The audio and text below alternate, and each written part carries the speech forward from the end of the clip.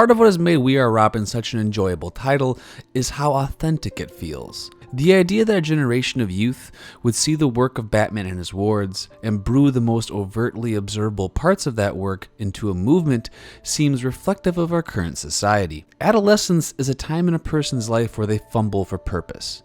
They begin to see life through the eyes of an adult, and for the first time they become aware of the less righteous textures of our world. This generation has digested this realization by becoming charged with causes. Protests, movements, hashtags, and profile picture filters are all symptoms of a restless generation, one that has a desire to find a noble identity. So it makes sense that if our real world had superheroes in it, this rampant activism would develop an honorable figure at its core, someone like Batman or Robin. But adolescence is also a time of great confusion, a time when a person can harbor vast anger and be ruddered by angst. So while many may be motivated to grow by a cause or inspired by a hero or leader, others may be driven to confusion by their lack of perspective and find themselves in a much darker place.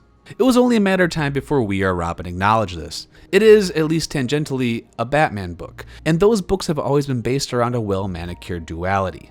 Stoic order versus cackling chaos.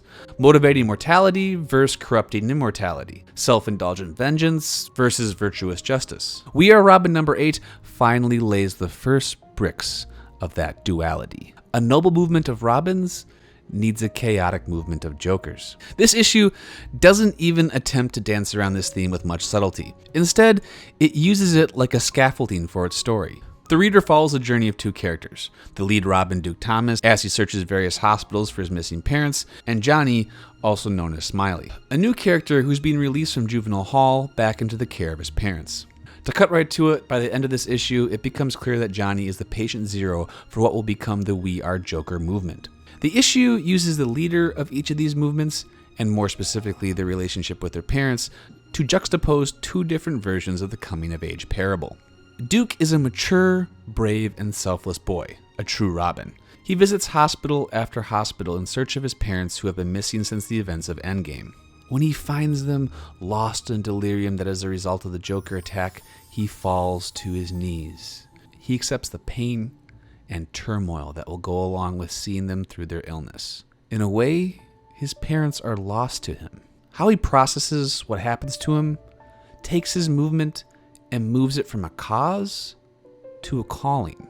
It's interesting how the book makes a point to illustrate this moment with an image of our hero on his knees in front of the bodies of his parents. Johnny is a youth that is plagued by feelings of abandonment and persecution. While yes, his parents are aloof and unfocused, they are still, at least initially, willing to be part of his life. They still love him and they're trying to give him direction. In a lot of ways, they are the parents that Duke would kill to have right about now. Yet, Johnny is enchanted with anger and unmoored by what he feels like is a pointless existence. Rather than processing his confusion and seeing the more nuanced parts of his life, he surrenders to the discord of it all and begins to destroy. Both characters not only fulfill the destinies of their fictional universe, they play out poignant allegories of human development, showing readers how different levels of fortitude can cause two people at the heart of their personal discovery to take similar stimuli and process it in drastically varying ways. This issue demonstrates how close together the extremes of our moral spectrum really are, and causes us to view both the world of Batman and our own world in a very different light.